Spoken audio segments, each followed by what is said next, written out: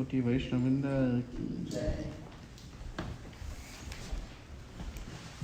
ओम नमो भगवते वासुदेवाय ओम नमो भगवते वासुदेवाय ओम नमो भगवते वासुदेवाय ओम नमो भगवते वासुदेवाय ओम नमो भगवते वासुदेवाय ओम नमो भगवते वासुदेवाय ओम ज्ञानातिमिरान्धस्य ज्ञानाञ्जनशलाकया चक्षुरुन्मिलितं येन तस्मै श्रीगुरवे नमः श्रीचैतन्यमनोभीष्टं स्थापितं येन भूतले स्वयं रूपा कदा मह्यं ददाति स्वपदान्तिकं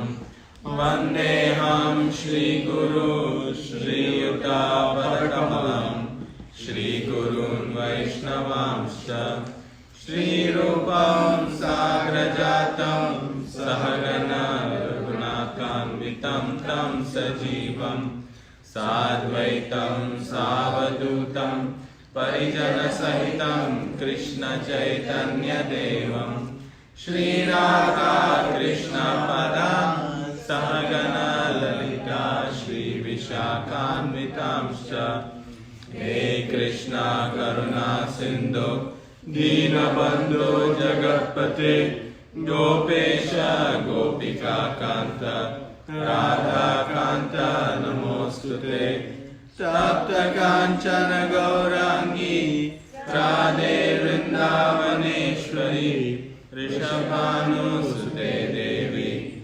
Pranamami Hari Priye Mancha Kalpa Tarubhyascha Kripa Sindhubhya eva cha Patitanam Pavanebhyo Vaishnavebhyo Namo Namaha Namo Vishnu Padaya Krishna Prishtaya Bhutale Shrimate Bhaktivedanta Swami Niti Namine Namaste Saraswati Deve Gauravani Pracharine Nirvishesha Shunyavadi Paschatya Deshatarine Jai Shri Krishna Chaitanya Prabhu Nityananda Shri Advaita Gadadhara Srivasadi Gaura Bhakta Vrinda Hare Krishna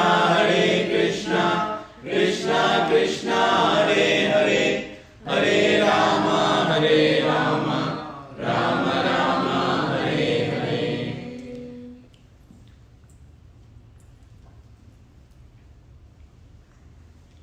Hare Krishna. Hare Krishna.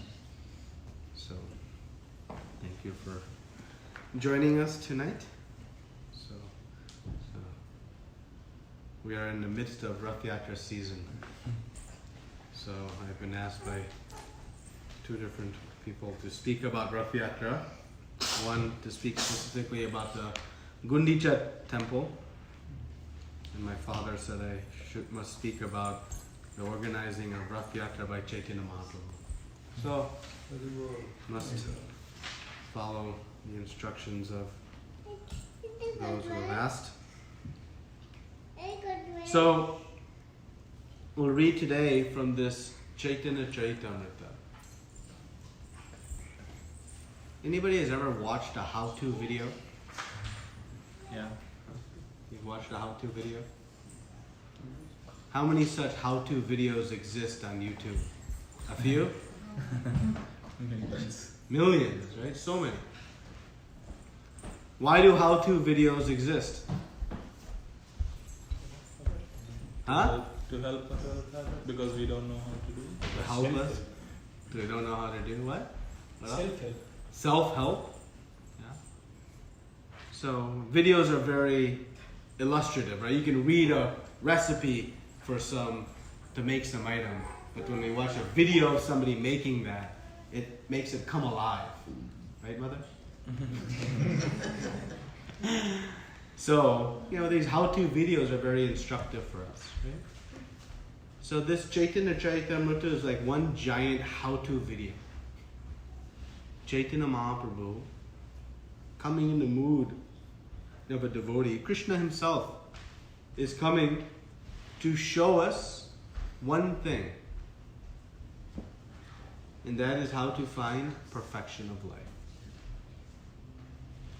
And everyone, every living entity, all of us, we are searching for one thing.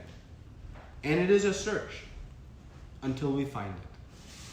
And once we find it, then we have it. But until then, it is a search. And what is that thing we are searching for? Happiness. Peace.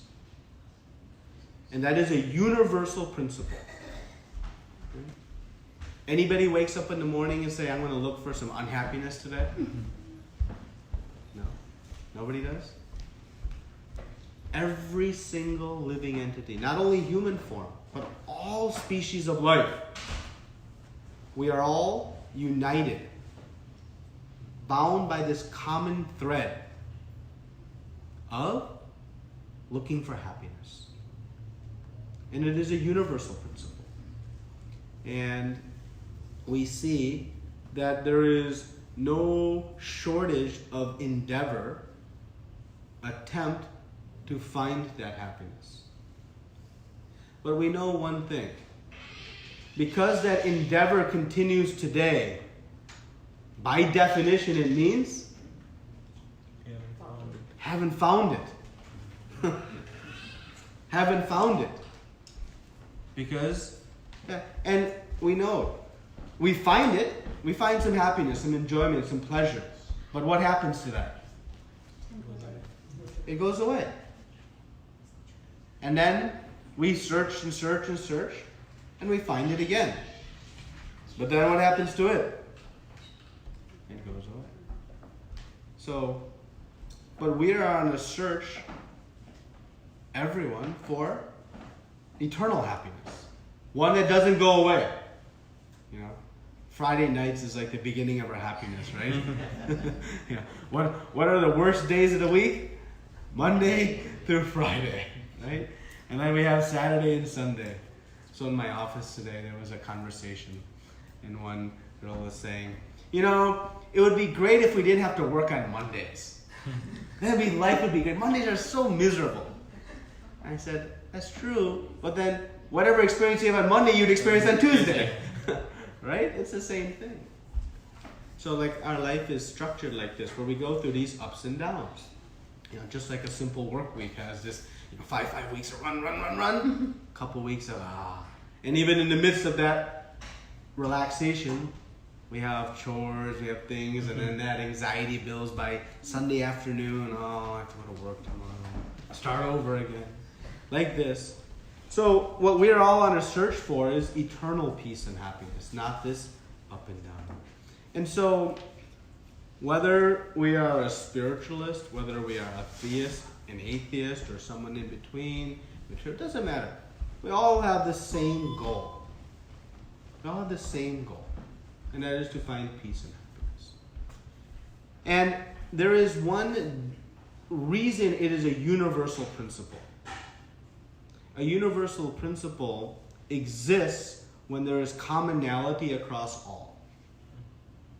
Otherwise, it's not universal, right? So yes, you and I and others, we may have different skin colors, heights, weights, genders, race, whatever. But there's still, why are we all searching for the same thing? It is because we all have an eternal identity as spirit soul.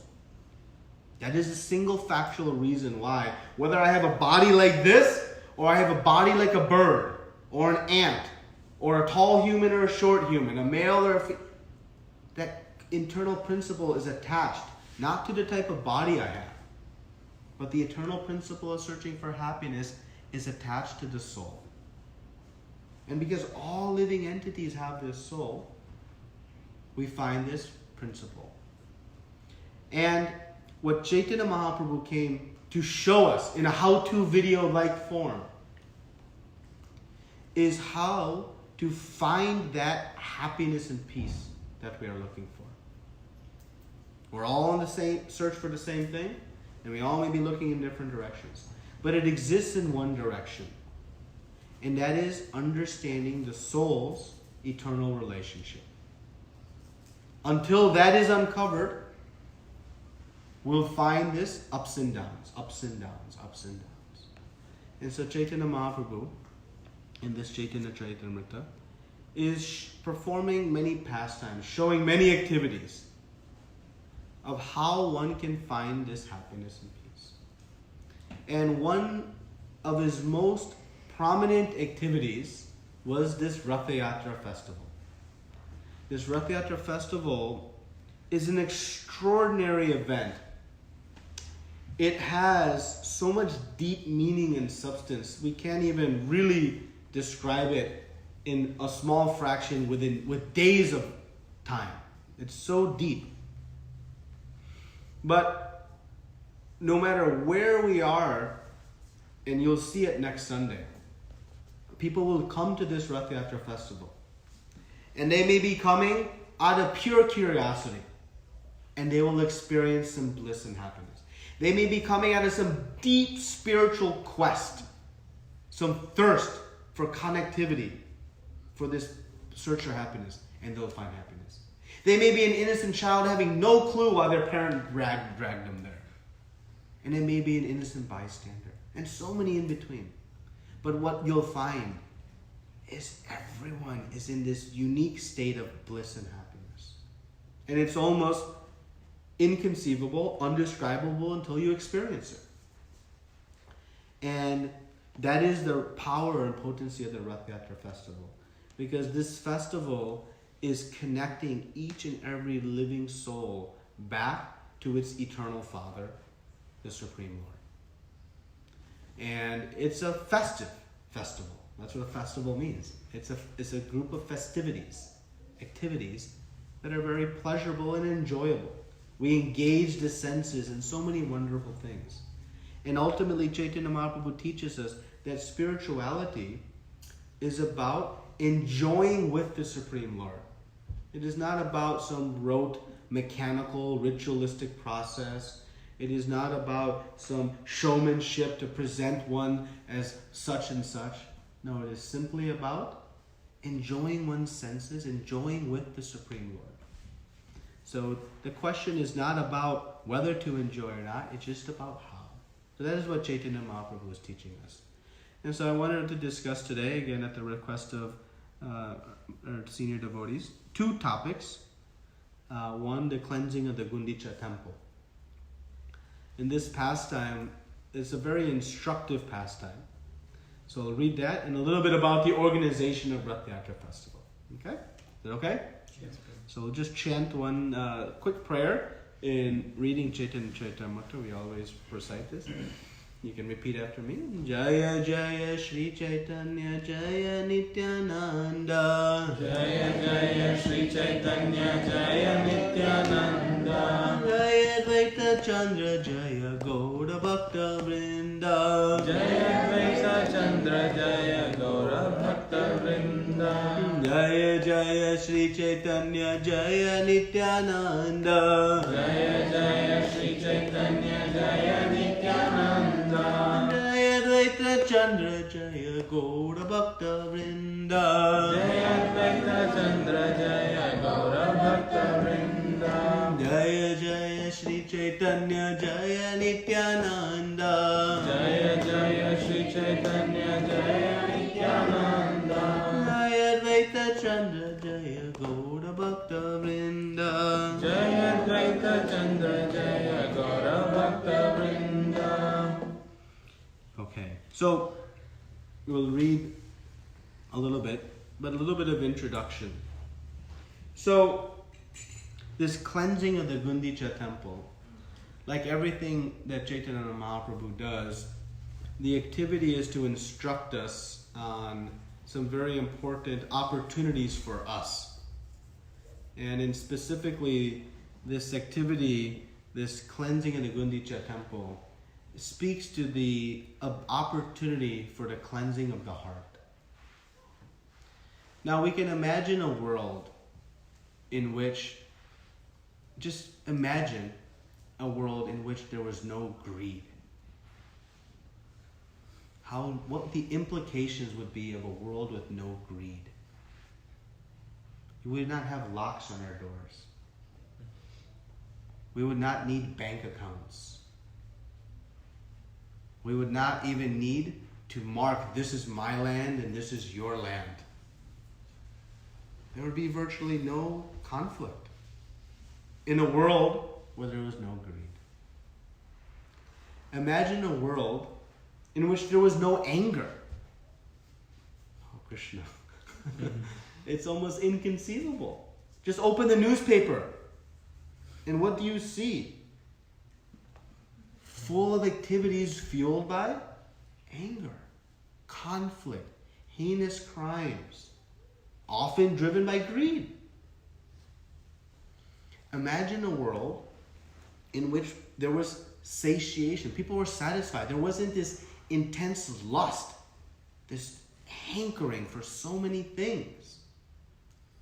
Because that intense desire leads one to do activities that they know are wrong. So we can imagine a society in which these three things, lust, anger, and greed, were not present.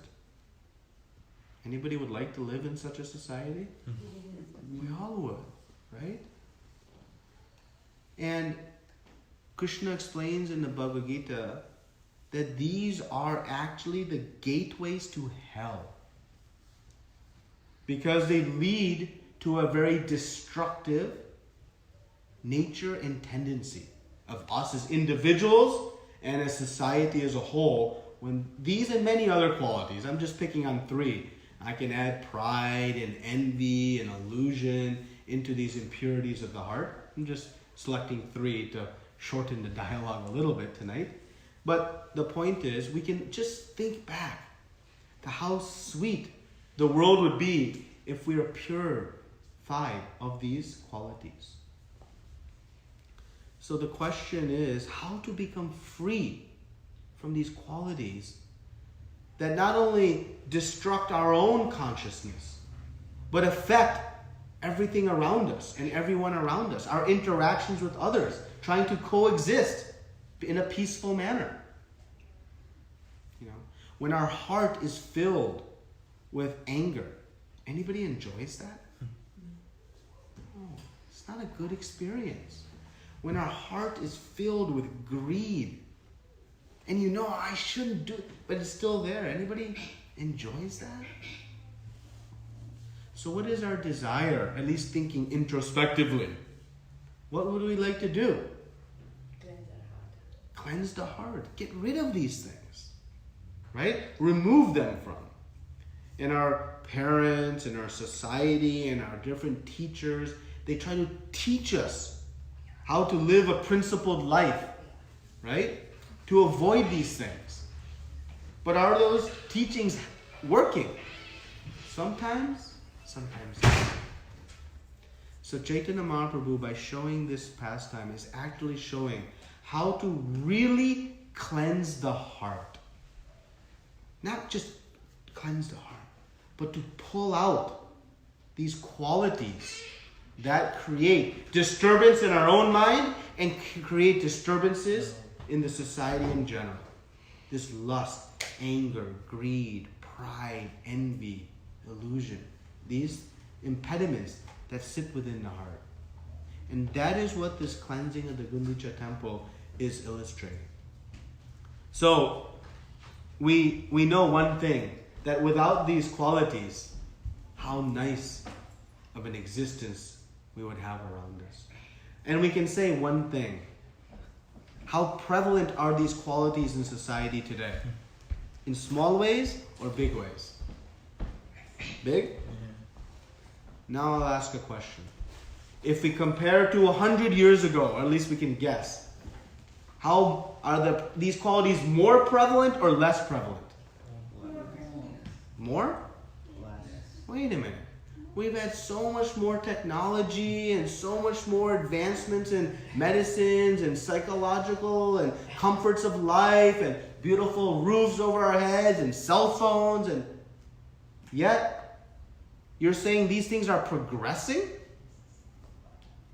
Then something is wrong in the formula of where we are trying to go as society. Because all of these things that we're trying to advance in society is meant to make a better existence. But you all just said, this lust, anger, greed, these things bring our experience down. So these technologies, these advancements, the accumulations of wealth and all it's not bringing to higher happiness. The source of evils. Yeah, they're the source. Thank you. They're the source of evils. So then the question becomes, where is it going to come? Where is this real happiness going to come from? The real purification of the consciousness that can bring about real peace and happiness. Where does that come from? It comes from our connection back to the Supreme Lord. That is where it comes from. And Chaitanya Mahaprabhu, in this cleansing of the Gundica temple, is speaking about the power of cleansing the heart. How to cleanse the heart. So I'll just read the verse. This is a very long purport.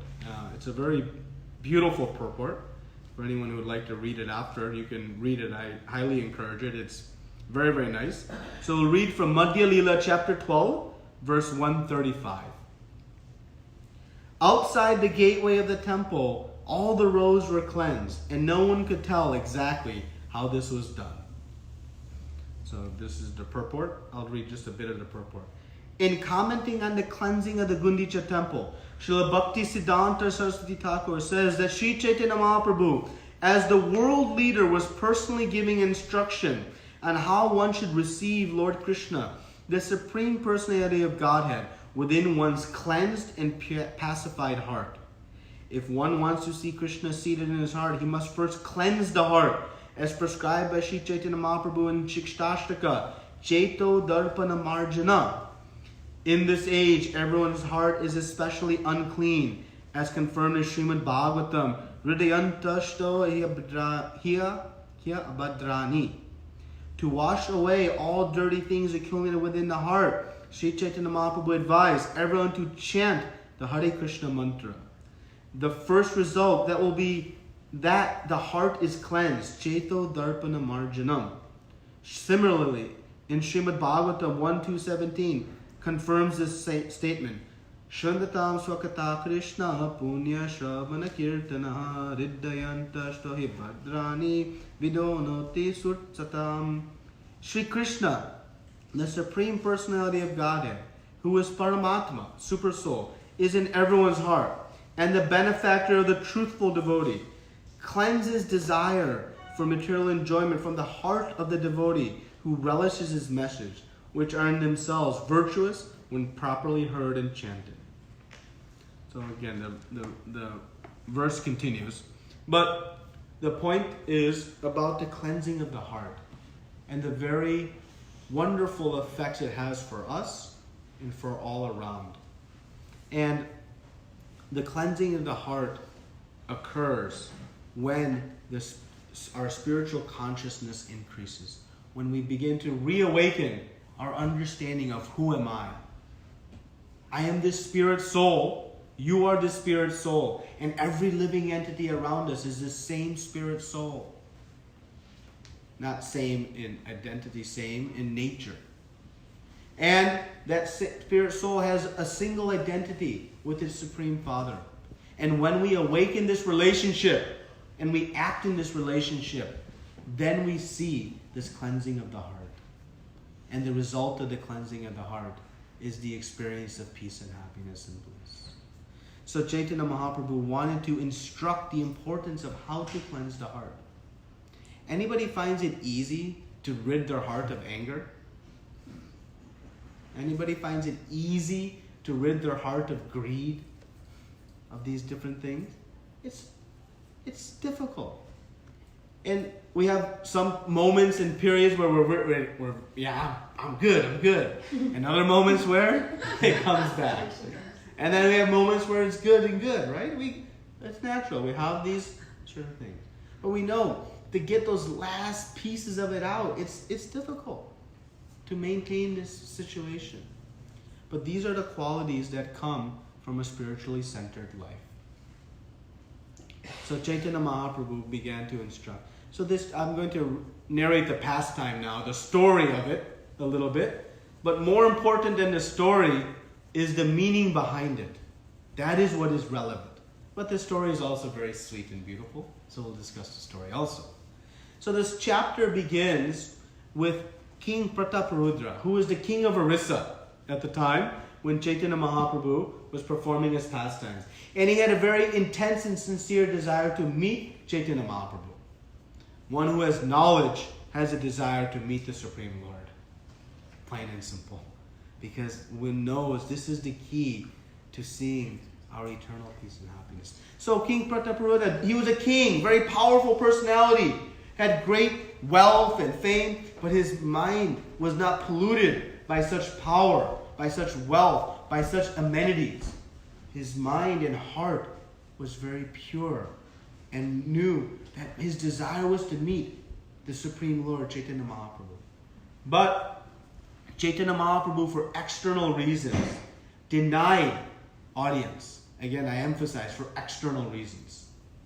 To show that spiritual life, it is dangerous. Our progress in spiritual life can be impaired when we come in dangerous association, we must be very mindful of the association we keep. Just like a small child, we tell, don't speak to strangers. Don't talk to the bad kids. Don't watch this thing that'll disturb your mind. Because we know the association creates challenges. So similarly, even as adults, we must be mindful of our association. So Chaitanya Mahaprabhu, for external reasons, is saying, no, I'll not meet the king. But the king was very determined. And I'm going to fast forward to the beginning of the next chapter just to carry this piece of the story forward. So the king was very determined. And Lord Nityananda himself petitioned Chaitanya Mahaprabhu, please, no. Sarvabhauma Bhattacharya, please, no. Even Ramananda Rai, the very dear associate, petitioned. But Chaitanya Mahaprabhu remained steadfast. And so King Prataparudra was ready to give up everything. He said, I don't want to be king anymore. I'm just going to become a mendicant. He was not attached to his position. He was attached to the Supreme Lord. And like this, the story carries on, and he gave audience to the king's son, which indirectly gave audience to the king. But in the beginning of the next chapter, King Prataparudra did something that captured the heart of Chaitanya Mahaprabhu. And what was that something he did? He took to a very humble and menial service. He took the broom and began to sweep the road as Lord Jagannath was coming out of the temple and about to board this chariot. Now we know as a king, he could have called 100 street sweepers to come. And we know street sweeping, at least by our social context, is not a very glamorous job. But the king was not sweeping the street for anyone ordinary. He was sweeping for the Supreme Personality of God. And when Chaitanya Mahaprabhu saw that the great king took this very humble and menial service, and he didn't do that service to make a show of, look at me. You know, sometimes we see great people and they do some philanthropy to get some political votes, or they go and render something. No. The king was doing it out of his attraction for the Lord, not for some show bottle service. And that intent is what pleased the Lord. And Chaitanya Mahaprabhu became so pleased that during the Rath Yatra festival, Chaitanya Mahaprabhu was performing some very mystical things. And very few of the devotees could see this. Most could not. But King Prataparudra was blessed with the ability to see some of Chaitanya Mahaprabhu's most sweetest interactions and pastimes in Rath Yatra. And how he earned that? By rendering humble, menial, dedicated service. This is the path to success. You know, this idea that, oh, I am achieved, I am this. It's not a path to pleasing the Lord. The Lord is not pleased by the external offerings we give him. What the Lord is pleased by is the consciousness in our heart, the intent of our heart when we offer him. What we can actually offer to the Supreme Personality of Godhead. Nothing. But just as a child, when a child makes a gift from mother and father, what really can a child make of value to a mother and father? Whatever a child makes, where they got the raw materials, the paper, the scissors, the glue, the crayons, who provided that? Mother and father. But still, does mother and father look down upon that offering because maybe the coloring was out of lines, maybe the thing was not perfect, or you've just used my own paper and glue and you made this? Is that what mother and father say? Why? Because mother and father are looking to the heart, the thought that the child put in the offering. Though the child is only offering what the parents have provided anyways. The mother and father are touched by the consciousness. So like that, whatever we offer to Krishna, it is his anyways. He has provided. But what we have an opportunity to do is offer to the Lord our consciousness. Yes, we have nothing that we really can offer. We are so tiny and infinitesimal, don't have the ability. But what we have the ability to do, like the child, is to offer our love. So when we render our service, it is not a rendering of some external, look how good of chapati I made, or look how good of a sign I made. No, what it is how good of the quality of consciousness. That is what we can offer to the Lord. So King Prataparudra was offering his consciousness in this sweeping. It was not some symbolic gesture, but it was from the heart. And our spirituality should not be some symbolic gesture. It should be an expression of our heart and our love for the Supreme Lord, our Eternal Father. That is spirituality. And that is what King Prataparudra did. And when he did it, he was reciprocated with. Whatever we offer to the Lord, it is not a one-way street. The Lord is eagerly reciprocating back. Just like that mother and father, when they receive something from that child, they're eager to reciprocate back. And that is what Chaitanya Mahaprabhu did with King Prataparudra. He reciprocated back in the most loving of ways, giving him the blessings that he wanted, the interaction, the personal interaction. King Prataparudra was not only had darshan Chaitanya Mahaprabhu, he ultimately has the opportunity to render the most intimate personal service to him in a very beautiful garden by massaging his legs. So this is the reciprocation of the Lord. He hears our prayers. It is not a one-way dialogue. It is a two-way interaction. So now, this Gundica temple. After externally denying audience to King Prataparudra, the Rath Yatra festival was coming. And so Chaitanya Mahaprabhu expressed a desire to cleanse the Gundica temple. When Lord Jagannath leaves Jagannath temple, he travels some few kilometers and he stays a few days in the Gundica temple. There's a long history of why he goes to Gundica temple, but just understand he's going to Gundica temple out of a promise he made to Queen Gundica. So Chaitanya Mahaprabhu knew that this temple sits idle for most of the year. And when something sits idle, we know it gets dirty, dust accumulates, cobwebs accumulate. And so he said, we shall go and clean the temple. So Chaitanya Mahaprabhu expressed his desire to Sarvabhauma Bhattacharya, Kashi Mishra, and the superintendent of the temple. He said, we want to clean this Gundica temple. And they said, no problem. The king has given us orders. Whatever your desire is, it will be fulfilled. We'll arrange for it to be clean. He said, shh, time out. I don't want it arranged to be clean. I want to clean the temple. And all of my dearest, best friends want to clean the temple. Chaitanya Mahaprabhu was not ready to outsource this function. He wanted to personally. So he requested, you bring 100 brooms, please. And so they arranged. And the next morning, they arose very early, Chaitanya Mahaprabhu and all the associates. And they gathered. And Chaitanya Mahaprabhu met each devotee, offered them a garland, sandalwood pulp, and congratulations. Here's your broom. Now, how many of us have gone to Krishna and said, Krishna, please give me a broom? Anybody has asked Krishna for a broom? I don't think so. But these devotees were so eager to receive this broom. Because this broom was not only to cleanse the Gundica temple, but it was to cleanse the hearts. And so the devotees gathered in this Gundica temple. And they began to clean and remove so much piles and piles of dirt and straw. And here Chaitanya Mahaprabhu teaches our second lesson. One, he didn't outsource the project. He showed by example, no, we shall clean. That is the best of all services. And Chaitanya Mahaprabhu, when he began to clean, they made piles.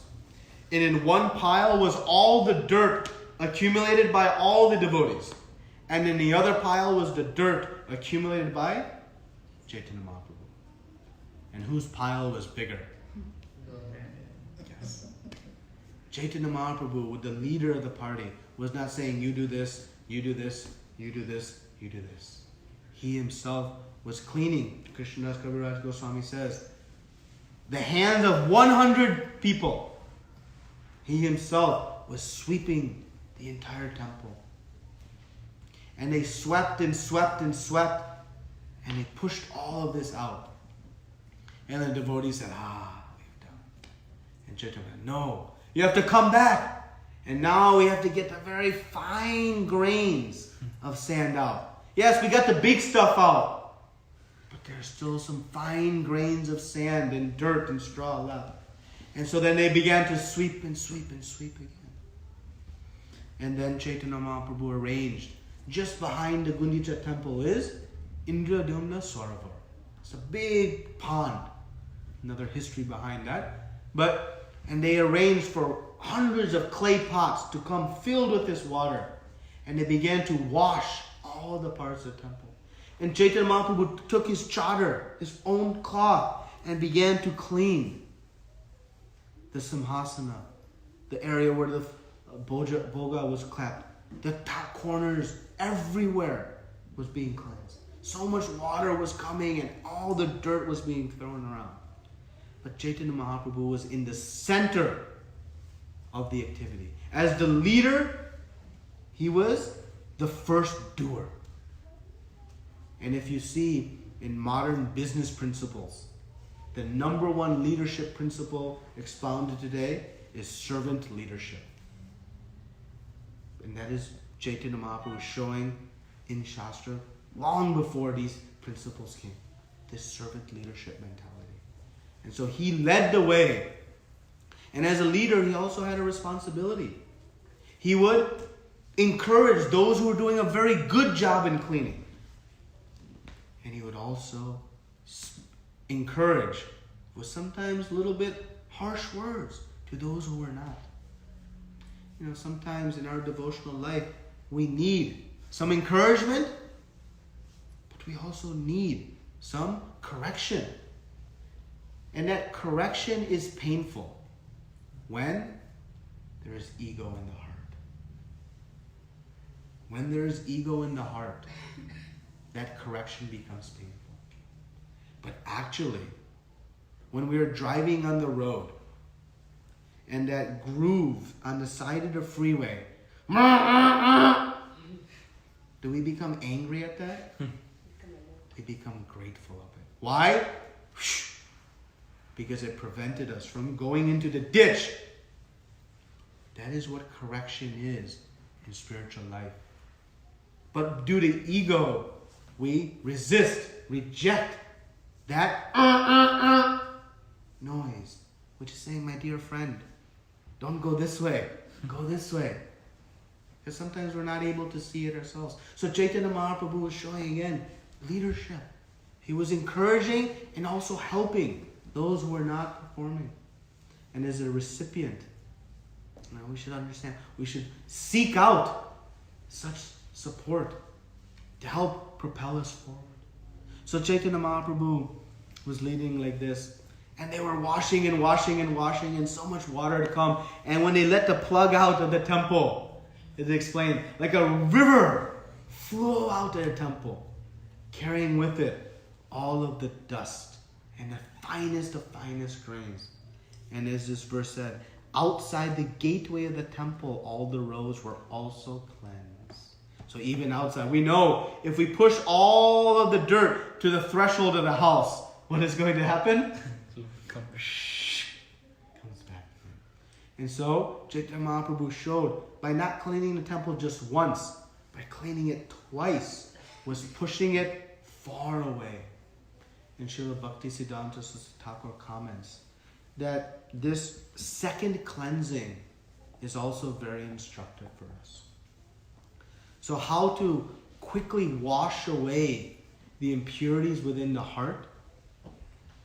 In the Brihadaranyaka Purana, there is a verse that says, Harinam, Harinam, Harinam, Eva Kevalam, Kalo, Nashteva, Nashteva, Nashteva, Gatirnita. In this age of Kali, the only means of deliverance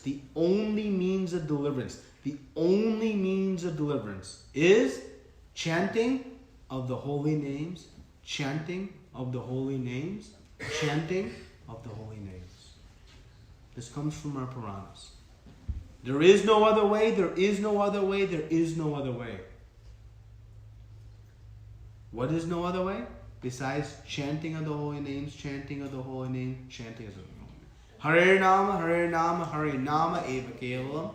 Kalo nashta eva, nashta eva, nashta eva. 3 times for emphasis is given.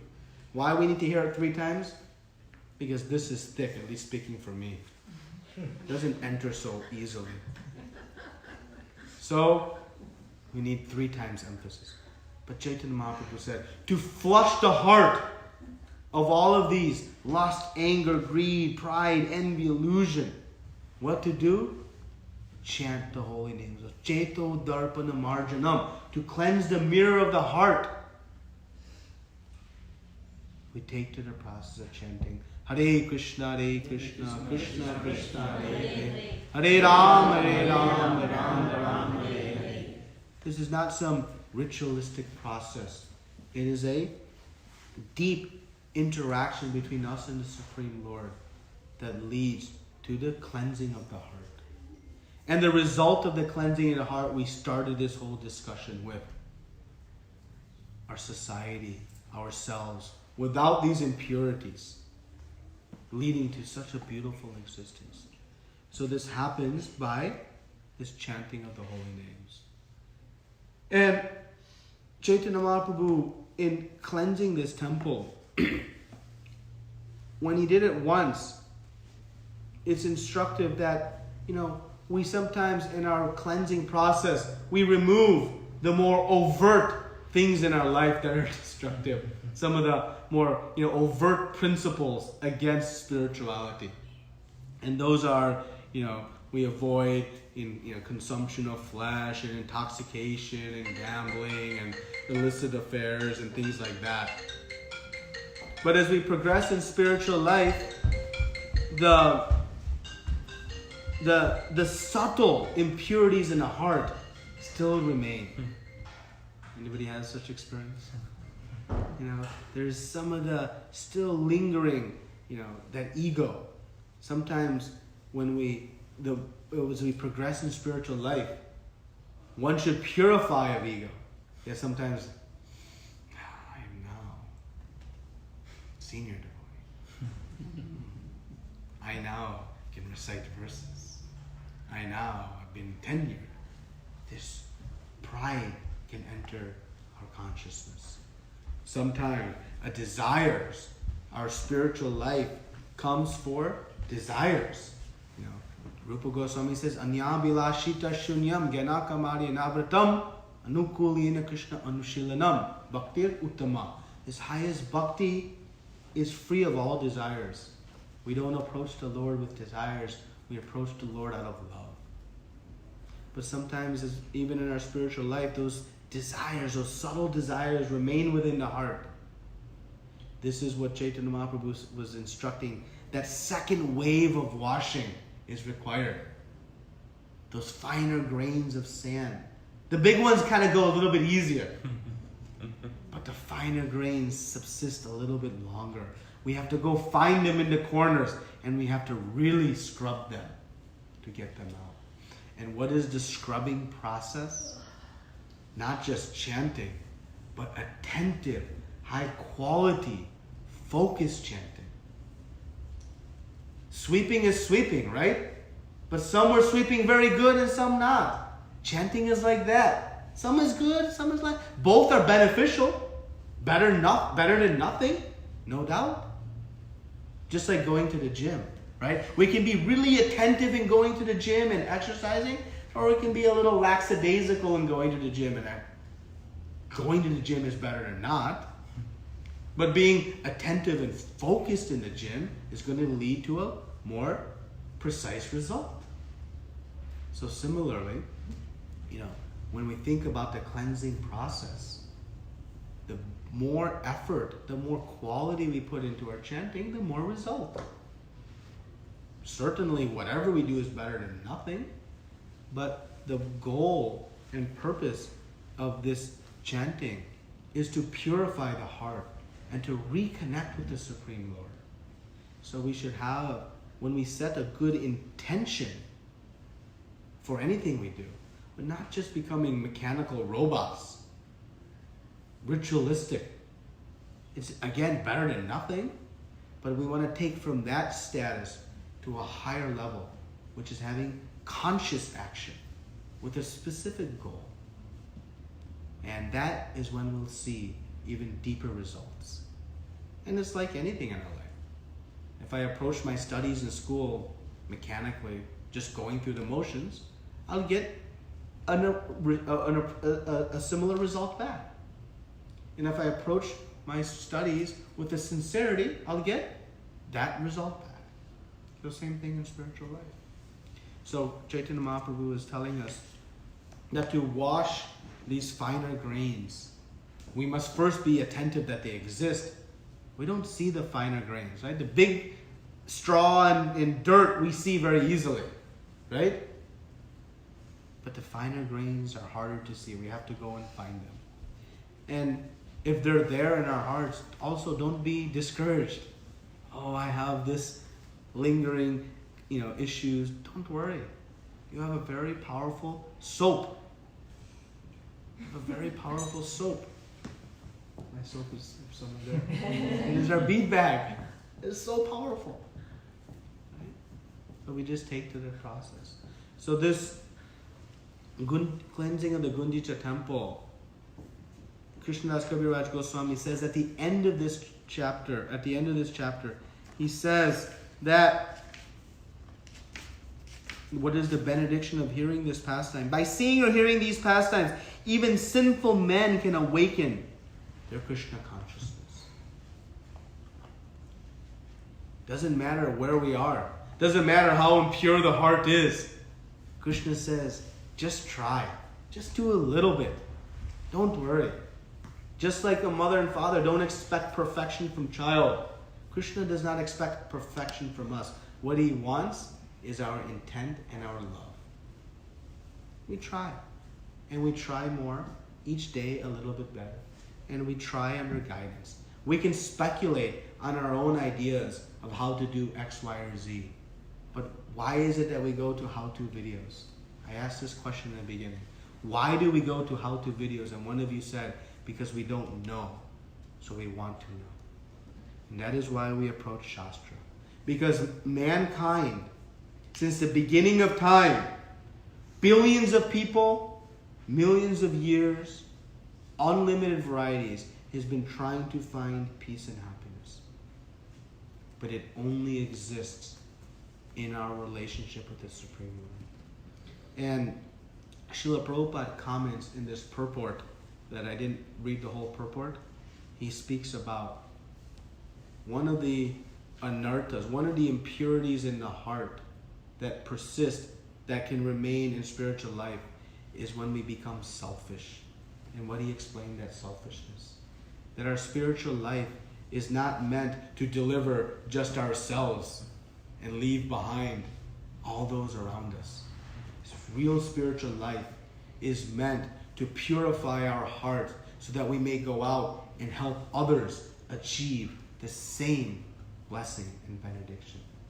The same qualities of liberating the heart from the anger and greed and lust and envy that we can achieve. We shall go out and spread this same knowledge. And this Rath Yatra festival is this amazing opportunity to reach so many people in whatever capacity they may be interested to be reached. It is not a one-size-fits-all. And this is an opportunity for us to take this knowledge and share with others, and to help others make the progress in life. Because to save oneself is not real compassion. Real compassion is to help others. And Srila Prabhupada lived this to an degree. At the age of 70, he was set to retire in the blissful, beautiful realm of Sri Vrindavan Dham. But he gave up everything, boarded a steamship, 30 days, 2 heart attacks, struggled mightily. When you talk about leadership, he would go to the grocery store, buy all the vegetables. He would come home. He would chop everything. He would cook everything. He would offer to the Lord. He would invite people to come to the program. He would serve out the food. Even if there was nothing left for him, he would serve out the last chapati and the last serving of sabji, not thinking what is left for me. And then when everybody left, he would clean everything, wash all the pots, put everything away, and never once said, "Why aren't you helping me?" Sometimes when we do some service, we're like, "Why isn't this person helping? Why isn't I'm doing everything? Everything's falling on my shoulders." Chaitanya Mahaprabhu didn't do that. Srila Prabhupada didn't do that. Spiritual consciousness is about doing everything and everything you can. Not worrying about what others are doing. Focusing on doing the best we can do. And Srila Prabhupada put forth great effort. And whether results were coming or not, he was happy. He knew Krishna had a plan. And in the early days, results did not come. But he remained determined, enthusiastic, steadfast, consistent, never deviated, just stuck with it. And we see the result. We are all the beneficiaries of. We are all the extraordinary beneficiaries of.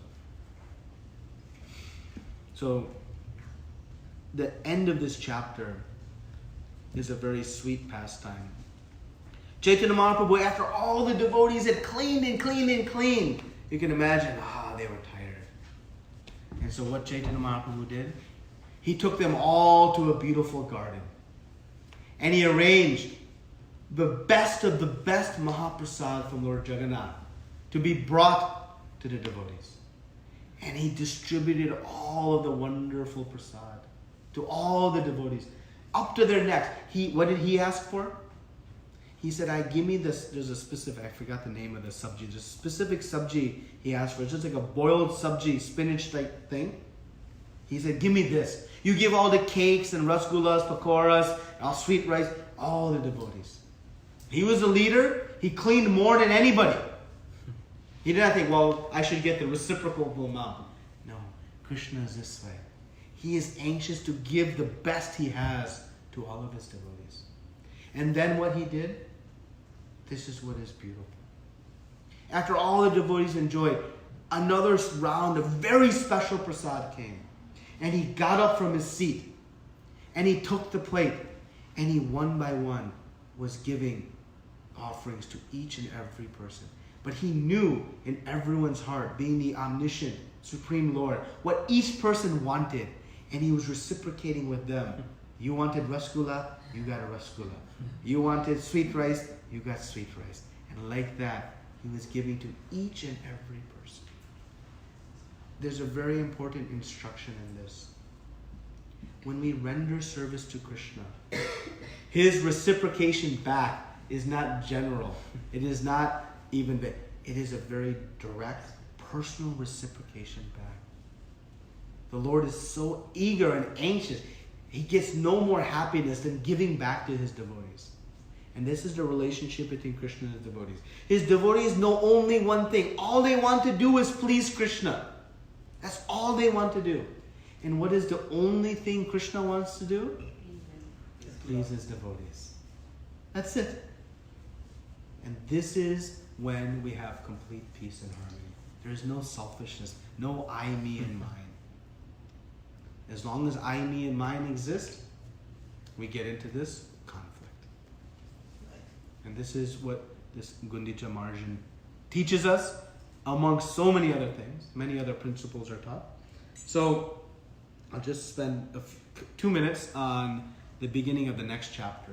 Chaitanya Mahaprabhu, then the next day, after cleansing the Gundica Marjana, the next day was the Rath Yatra festival. I already explained how King Prataparudra captured the heart of Chaitanya Mahaprabhu. And then the procession was about to begin, and Chaitanya Mahaprabhu began to organize the team in a very nice way. So he established 7 kirtan parties. And he established that there would be 4 kirtan parties in the front of the chariot. 1 on the left side, 1 on the right side, and 1 in the back. And within each kirtan party, there was to be 1 lead singer. And there were to be 5 repeaters singing the chorus. There were to be 2 mridanga players. And there was to be 1 dancer. And like this, in each group, there was 1 singer, 1 dancer, 5 reciters, 2 mridanga players. And he divided all the associates into these 7 very beautiful kirtan parties. And when they were playing kirtan, there was such a blissful resulting sounds, and just people were transported to a whole different consciousness. And each of the 7 kirtan parties were performing this wonderful kirtan. And what was the desire of each of those kirtan parties? They wanted Chaitanya Mahaprabhu to be in their kirtan party. And so which kirtan party did Chaitanya Mahaprabhu decide? The first one in the front, the second, the third, the fourth, or the left, right, or rear? Which one did he dance in? All of them. He danced in all of them. He danced in all of them simultaneously. And each of the kirtan parties thought, wow, we are special. Chaitanya Mahaprabhu was dancing in our party. Not seeing Chaitanya Mahaprabhu was also dancing in the other parties. But this is the reciprocation the Lord has with us. The reciprocation between us and Krishna is not one of some distant, we're way in the background. No, we have a very personal, intimate relationship with the Lord. And in this way, he shows how he reciprocates with each and every devotee. And King Prataparudra was able to see that actually Chaitanya Mahaprabhu was dancing in each of these 7 parties simultaneously. Very few others could. But he was blessed by that menial service to see this. And when Chaitanya Mahaprabhu was dancing and dancing and dancing in such ecstasy in the kirtan, even Lord Jagannath himself stopped his cart to watch the ecstatic dancing of Chaitanya Mahaprabhu. He was spinning so fast. Krishnadas Kaviraj Goswami describes as if a fire band. If you have a fire on a stick and you spin it really fast, it looks like a circle of fire. Like that, Chaitanya Mahaprabhu was spinning so fast. It was like a single thing. Such a beautiful sight. Tears were flowing from his eyes as if like a syringe. And people were getting bathed by the tears of Chaitanya Mahaprabhu. And like this, there were many, many sweet pastimes in this Rath Yatra festival. And there's a lot of very deep, intimate discussion in the second half of this chapter 13. If you want to read, you should read, particularly as we prepare for Rath Yatra next week. This pulling of Chaitanya Mahaprabhu, pulling of Lord Jagannath, Lord Balaram, and Mother Subhadra, it is no ordinary thing. It is something beyond extraordinary. And Chaitanya Mahaprabhu, we can see the intense enthusiasm and sincerity he put into this festival, and his extreme enjoyment from this festival. So this Rath Yatra festival is a very wonderful opportunity for us to render some service to Chaitanya Mahaprabhu, to Srila Prabhupada, and to Lord Jagannath, Lord Balaram, and Mother Subhadra, to render service in the mood that Chaitanya Mahaprabhu led us, by showing that we should be eager to have the biggest pile, not the smallest pile. We should be eager to be in the front of service, not in the back. We should be enthusiastic, and even if we need to be corrected or adjusted, to find how we can do it best. And like King Prataparudra did, he showed this service is meant not some demonstration of look how much service I am doing, but it is a matter of consciousness, of an opportunity to please Lord Jagannath on his day. So when we are rendering some service, remember, Lord Jagannath is allowing us to serve in his party. If, some president or movie star is having some big function in their house, can you just go and serve in that function? Not going, hey, I'm here to pass out some cupcakes. But Lord Jagannath, in his grand party, is inviting each and every one of us to render some service. So we should take that with the utmost sincerity. It is the greatest opportunity. Sometimes, because the service is so available to us, we lose the value of it, its significance. We begin to take it for granted. But don't lose sight that Lord Jagannath, out of his great compassion, though we have no qualification, Zero qualification to serve. We don't have qualification to serve in the President's Party. What qualification we would have to serve in Lord Jagannath's party? But despite our lack of qualification, out of His great mercy, He is allowing us to render service.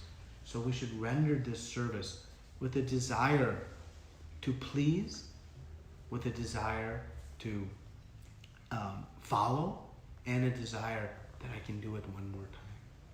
So this is just some of the pastimes from Sri Chaitanya Charitamrita, Madhya Lila, chapter 12 and 13. So we'll finish there.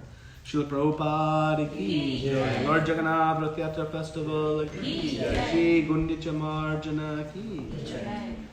Any questions or comments, discussions? So, why in the form of Jagannath we always pull the Rath Yatra, not the Krishna form? Well, who is Lord Jagannath? He is Krishna. He's Krishna himself. He is Krishna. Krishna has many forms, many pastimes, many activities. So, Lord Jagannath, the mood of Lord Jagannath is, if you look at all Krishna Lila, from when he was born until he left and decided to leave, the entire span of his presence here in his Lila. Okay?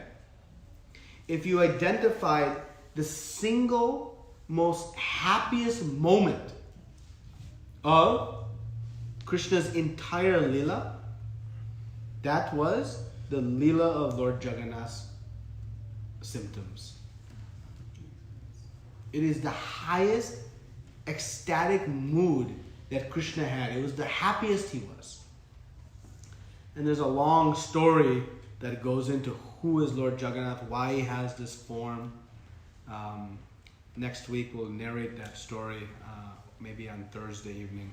We're going to discuss this, the pastime of Indraduna Maharaj and how that form came out, and also how this actual form came out in Kurukshetra when Krishna, Balaram and Mother Subhadra were hearing Mother Rohini narrate the pastimes of Rajalila. So we can only summarize, but in back we can understand. And Lord Jagannath represents this experience of when Krishna was in Kurukshetra. And when Krishna was in Kurukshetra, he met the residents of Vrindavan. And the residents of Vrindavan, aching in separation, had a desire to bring him back to Vrindavan. So they, in their hearts, they put him on a chariot along with Balaram and Mother Subhadra, and they began to pull him back to Vrindavan.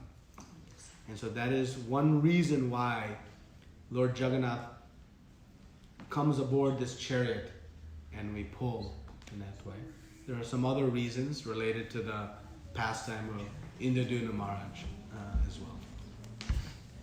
Okay? Any other questions or comments?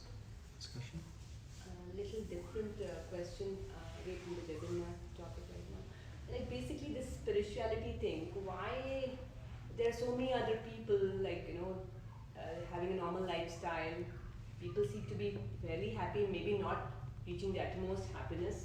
Here, when we are doing the spirituality, we have also not actually reached that happiness stage, being completely happy all the time, because we are also still searching despite doing chanting. So, the questions might arise that, why the spirituality, why one has to make it as a lifestyle. One can do to a certain extent, but there is no need to make it as your way of life. Why bhakti has to be like a way of life? Most of the people are not doing so. So why we have to be away from that one? Okay, I mean that's a good question. So I can look at that in many different contexts. So when we say most of the people are not doing so, that is the condition today in Kali Yuga. But in Satya Yuga, most of the people are. So then does that make the process right then but not right now? If most of the people are, smoking cigarettes, does that make then those who are not smoking cigarettes right or wrong? No, the activities are either good or bad eternally. So the fact that most of the people are doing it or not doing it has no bearing on what is good for us. So we should be mindful of, the lemming effect. Animals, the lemming animal, they follow each other. And what do? They follow each other to death into the sea. Because one lemming starts walking towards the sea, and the other one follows, the other one follows, the other one follows. So both spiritually also, we should not follow blindly and just, they're doing it, I should do it. We should also not follow blindly. My neighbor's not doing it, so I guess I shouldn't do it. That's not very intelligent. So Krishna tells us that one with intelligence should inquire, should find out. So the fact that some are doing or not are doing really isn't relevant. And remember, in Satyuga, most were doing. In Treta Yuga, still most were doing. As Dwapara Yuga and Kali Yuga, only in this era do we see that the spiritual principles are upside down. The minority are following. But that wasn't always the case. The second thing is, why do I have to make it a lifestyle? Well, first of all, you don't have to do anything. Spirituality is about free will. Krishna never takes away our free will. So why do you do anything? Why do I go to work every day? Because for me, it's a means to some end. It's a means to some end. That end, I determine, is some income that I can then use to accomplish some things. Right? So ultimately, as you begin to experience the taste of spiritual life, you'll find that there is an experience, a positive, blissful experience. While you are coming here on Friday evenings, Friday evening is a time to relax, enjoy, but we are relaxing and enjoying here. But is this how you were relaxing and enjoying 1 year ago, 3 years ago, 10 years ago, whatever time it was? No, you had different interests. But why you gave those up? Because you're getting something here better than what you were getting before. Otherwise, why you would give it up? It would be foolish. If I'm going to offer you $20 bill and say, give me your $100 bill in exchange, you're going to say, no. That's foolish. Why would you do it? But instead, I said, I'm giving you a $20 bill. You give me your $5 bill. Will you exchange it? Huh? You will? You will? Okay, you will. If you had 10 $5 bills, and I had 10 $20 bills, and I'll exchange one by one. I'll give you one for one. How many of them you'll exchange? All of them? Well, spirituality is like that. If I'm getting happiness from spirituality in 1 hour of my life, then why wouldn't I do it 2 hours of my life? Why wouldn't I do it 3 hours of my life? 4 hours of my life? Because I'm getting happiness and peace from it. I'm exchanging something less for something more. And that's the beauty of spiritual life. Krishna doesn't say it's an all or none formula. He says just start. Start somewhere. And you decide. Drishta nivartante. He says by the higher taste, you will begin to experience more and more. But yes, sometimes the taste doesn't come initially. Just like when you go to the gym. You go to the gym and you lift some weights and you run. But the body doesn't become fit. This gym must be broken. No. You know that it takes some time, some practice. But you know there's a good result from going to the gym. It's coming. Something is there. Maybe not exactly what I want. But what do? I keep at it. And I keep practicing. I go to play tennis. I go to play tennis to enjoy, but dang it, every time I hit the ball, it goes that way and this way, but never this way. So what do? Stop playing tennis? No. I keep practicing. And eventually the ball will go this way. And it'll become, the pleasure I want from it will come. So yeah, we may find some ups and downs in the happiness of spiritual life also. That is not due to the imperfection of the spiritual practice. That is due to our imperfection of application. Just like if 10 people go to the gym and 9 people come out with a fit body but one person does not, and that person says, this gym's broken. Is the gym broken, or is the person's application of the gym broken? So in spiritual life, you'll too see. you'll see people practicing spiritual consciousness, but these qualities are not emerging. And in fact, we see people who practice the spiritual life perform bad things, heinous things. But is the practice broken or the application of the practice broken? It's the application. Right? So why we make it a lifestyle is because Krishna says that, and he explains, and our acharyas guide us, that by bringing Krishna into the center of our life, then everything that we have becomes fulfilled. Everything we have in our life is like a bunch of zeros. But if I have 1 0 or 100 zeros, it doesn't have any value until I put a 1 in front of it. When I put a 1 in, oh, now I have something. That 1 is Krishna. Krishna doesn't say that if you want to be spiritual, you give up your job, you give up your family, you give up your home, you give up your car, and you go to the forest. He never said it. You know why? Arjuna wanted to do that. And he said, shh, come back. You must do your duty. You must fight this battle. You have a family. You have a responsibility. You do it. But you do it with Krishna in the center of your consciousness. So spirituality isn't about putting all my stuff for sale on eBay and going to some cave and practicing. That is not about making my life spiritual. Making my life spiritual is about here. So I have a job, I have a home, I have family, I have responsibilities, I have relationships. And I make them in the context of my spirituality. And how to do that is why we need guidance. The principles are given by Krishna. But Krishna says, never anywhere that you abandon these things.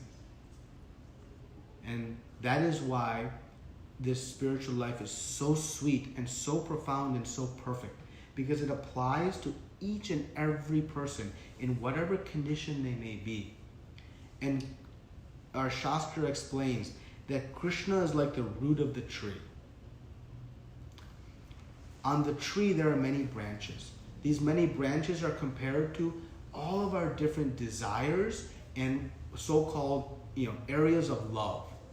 I love my family, my nation, my country, my job. They're compared to like branches of a tree.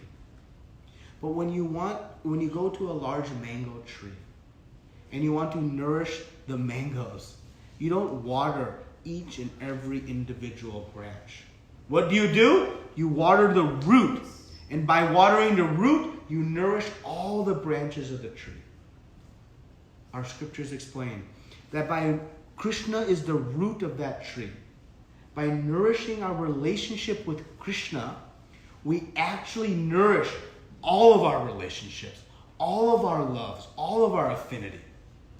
And Srila Prabhupada very beautifully explains in the preface of the Nectar of Devotion that every living entity has this propensity to love.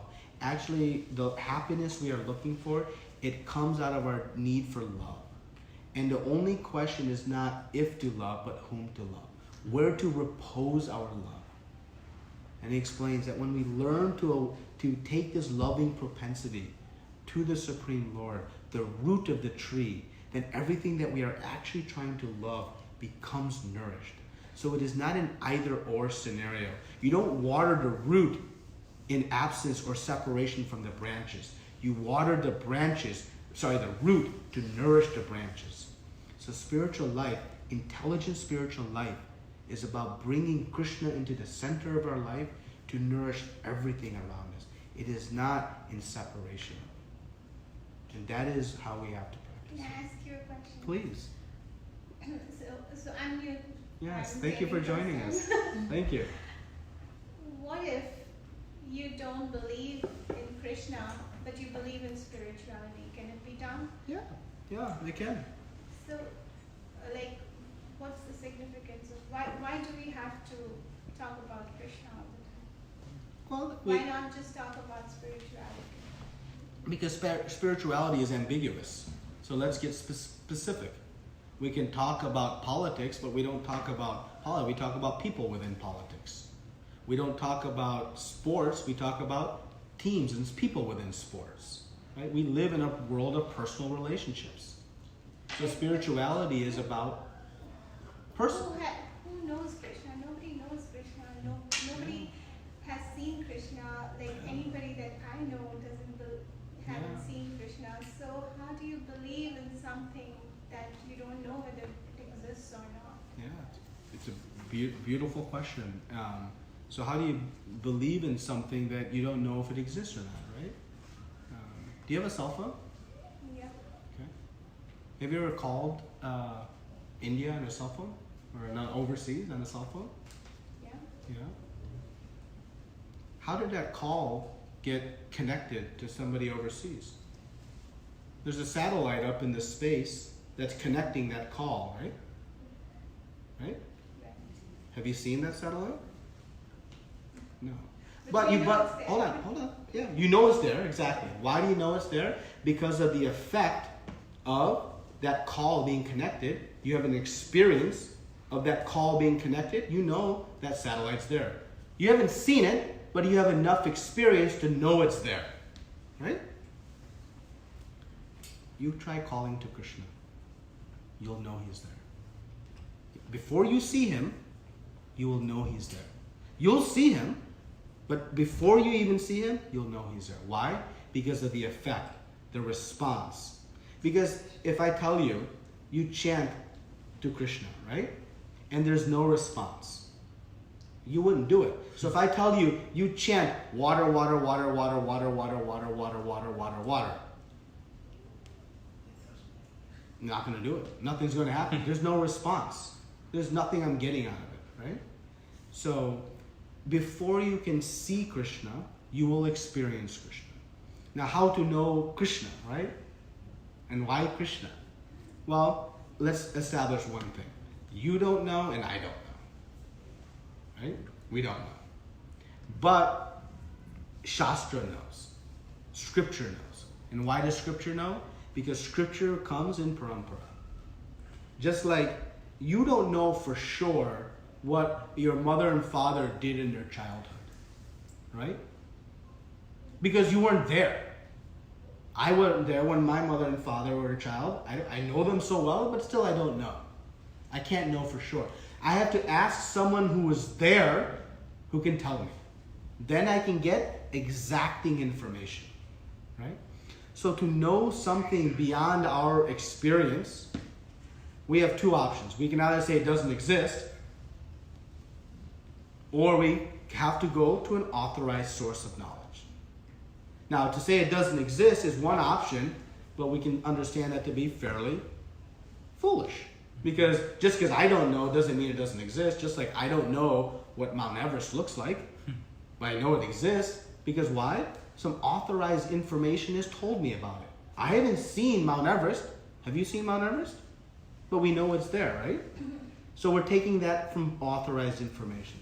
So we can come to know Krishna or any spiritual being from authorized information. And that is Shastra. So your question is very perfect because you don't want to just take knowledge from anything. It has to be authorized. If someone says there's a mountain taller than Mount Everest, are you going to believe it? If it's authorized, maybe you would. Right? So the short answer is in Shastra, in Scripture, throughout Shastra, it's established that Krishna is the Supreme Personality of Godhead. Lord Brahma says, Ishvara Parama Krishna Sachidananda Vigraha Anadir Adir Govinda Sarva Karana Karanam. He says, Ishvara Parama, the Param Ishvara is Krishna. Anadir Adir Govinda. Govinda is the source of all sources. Krishna says in Bhagavad Gita, Am Sarvasya Prabhu Mata Sarvam Pravartate. I am the source of everything. 7th chapter, he says, there is no true superior to me. And like this, it goes on and on. Right? So that is why, but how we get information. So maybe I'll pause there. You have a follow-up question? I'm sorry? Yeah, anything more I can... I don't know who authorized. Yeah. How do we know that the person writing those shastras or scriptures, they really had the knowledge or they were just writing stories, just being like how we write novels. Yeah. And that is we should be very careful not to just read anything that looks like Shastra, right? Because we must know if it's authorized, right? How do we know? So Krishna himself says, Evam parampara praptam imam rajasa viduhu sakale neha mahata yoga nashta parampara. He says this knowledge only comes in one way. Evam parampara. He says this knowledge comes in disciplic succession. And that knowledge must be received in that way. And parampara is like this, okay? You want to know, I'm just speculating, what I ate for breakfast today. You don't know. You have no idea, right? But if I tell him what I ate for breakfast today, and he tells you and tells you and tells you and tells you and tells you, and by the time it gets to you, if nobody has added their own speculation, their own masala to the story, by the time it comes to you, you'll hear exactly what I said, right? That is parampara. The role of guru and shastra and sadhu is to pass along the message of God. Message only comes from one source, and it is passed down. Parampara down. And nothing can be added. So there's not an opinion of what I know or what I matter or what somebody else matters. It only matters what the acharyas have said. So when we approach a scripture, we must understand its parampara source. That is there an uninterrupted chain? And Krishna says in this chapter of transcendental knowledge that when the chain is broken, what does he do? Sambhavami yuge yuge. This dharma samsta panarthaya. To establish the principles of religion, he will come and reestablish it. So your doubts are perfectly placed because we don't want to go anywhere to find knowledge because you can go into Google and find unlimited information. And we should satisfy our doubts around finding the authorized source of knowledge. And so I applaud your line of questioning because we don't want to follow things blind, right? And I can speak more. I'd have to speak a little bit longer about the details of how this different shastra come and how to know. But in the end, I will also tell you that we have a plug here, right? This plug, in theory, is connected to an uninterrupted chain some 60, 70 miles away to a powerhouse. The generator is far away. I can't even see it. I don't even know where it is. And through a series of power poles and transistors and all that thing, it is connected to this thing, right? But how do I know? In theory it's there, but how do I know? If I stick my finger in it, I will know. Safer way to do it is put in a light bulb. Put on, if the light bulb goes on, I know I have an uninterrupted chain back to the powerhouse. Shastra is like this. When we begin to apply the principles of Shastra, and the light goes on in the heart, there's a transformation of the heart, then we understand that it is connected back to the source. If it becomes pious entertainment, there is not a real positive cleansing and transformation of the heart. So you'll ultimately know by applying some of the principles. And Krishna says, don't worry, you don't have to commit all in, just try a little bit.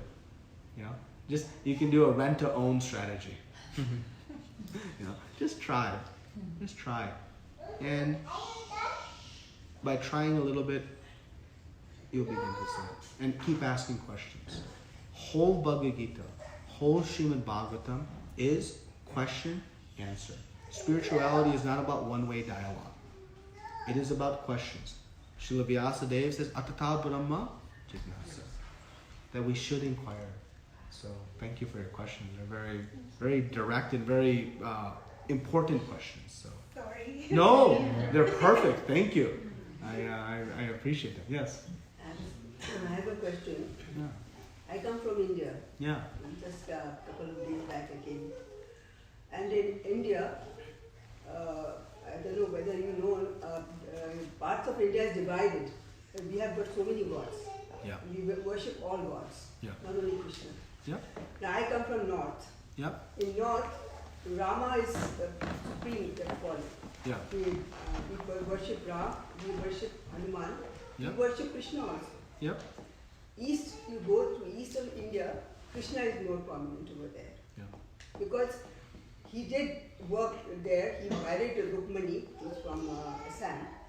So Krishna is more popular, I can say, in eastern part of Sure. our country. You come to Bengal, they are Kali and Durga. Yeah. They worship the Shakti. And whereas North India, more Yeah. prevalent people, they all worship Ram Yeah. and Hanuman. Hanuman is very much Yeah. Great devotee. sacred. Very and all. beautiful. Yeah. And we worship Krishna also. Yeah. We do Janmashtami and everything. Yeah. Yeah. And I've been born in a family who is very religious. My mother we used to do puja and all that. It's come into my Yeah. genes. Yeah. Wonderful. But never did any chanting. Yeah. We were not told to do any chanting. Yeah, yeah. And nobody does any chanting. Uh-huh. But still we are religious. Yeah. Now I want to ask you this question. Yeah. Because you people emphasize on chanting Uh-huh. so much. Yeah. Right from morning, people get up and do chanting. Uh-huh. So, are we less religious than you people are? No. Because I don't do any chanting. No. We are also very connected to God. Of course. Yes. So, why chanting is given so much importance Yeah. that I've seen people driving car and chanting, which is so very dangerous, Yeah. Yeah. isn't it? Yeah. It is. And So- at home also I've seen, she's my daughter, I've seen her. Yeah. She sleeps late in the night, gets up 4 o'clock in the morning Yeah. and is doing chanting. And Yeah. not for a few minutes or for hours together. Yeah. I mean, I'm amazed. Yeah. I mean, how can that be possible? And since she has got family to take care of, she does cooking, this, that, all the chores at home. Yeah. And doing chanting for in the morning so many hours, and then again taking bath, and then taking Yeah. care of the house, and again doing service to the God. The Yeah. whole day is gone like that. Yeah. As far as we are born up, Yeah. she's also from Bachpan se we were taught Yeah. that morning hour we do, even if we with true heart, if we take God's name in just for 5 minutes also and close our eyes in true heart, that's more than enough. That's God's asking for. And you ask for forgiveness every morning, no matter what you have done. So that is the Hindu religion, that is they taught us. But chanting for so many hours, why is given so much of importance, I really don't understand. Yeah, no, it's a very nice question, and we should never think in terms of higher and lesser. No one Yeah. is higher and lesser. You come from a very illustrious family who has a very sweet spiritual background, and that's to be celebrated and cherished, and not to be admonished in any way.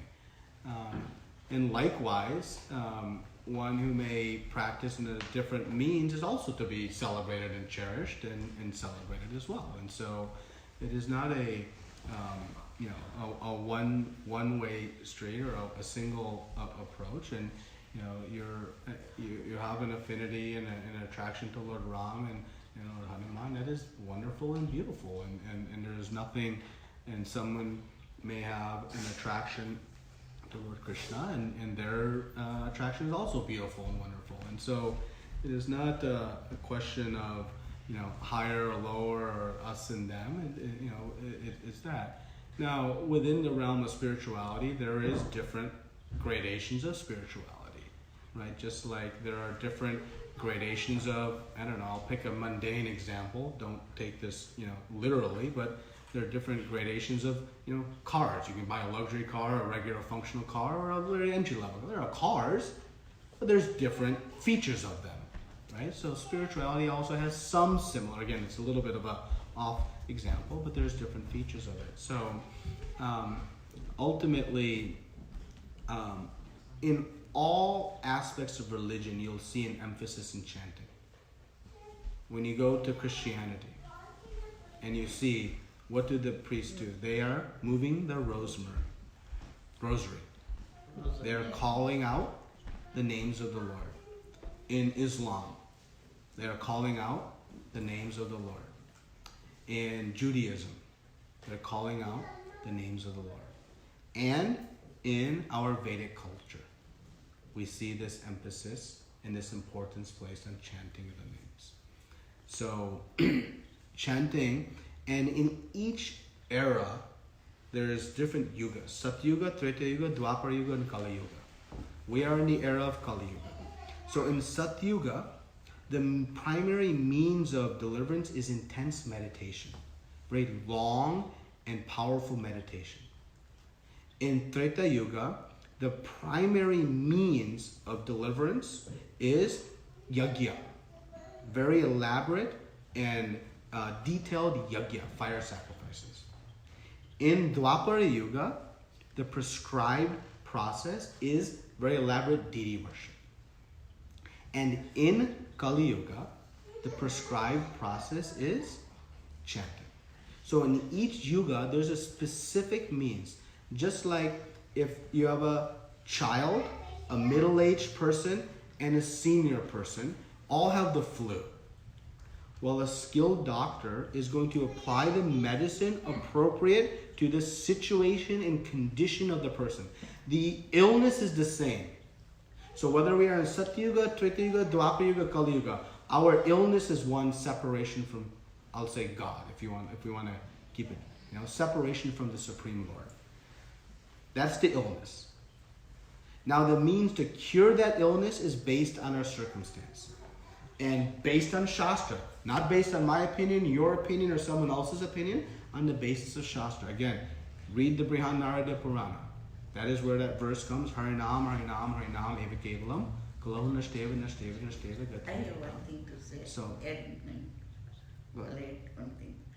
Mataji, आपने बोला नहीं आप राम का भक्ति कर रहे हैं राम की you worshipping Ram, you said, right? Ram, worship Ram, Krishna, Okay, Hanuman, everybody, and Durga. but in the Ramcharitmanas, written by Tulsidas, in that also he sings that Chaupai, her नाम एव केवल कलयुग नाम. कलयुग में नाम का महिमा है. This, the benefit of chanting in Kalyug is नाम only. तुलसीदास का रामचरितमानस में है प्रभु जी, देखो, he knows. So even though Ram and man, chanting, your scripture also describes that. I'm talking about chanting. Because I heard in the temple also there are so many lakhs of chanting, prescribing numbers also. There are so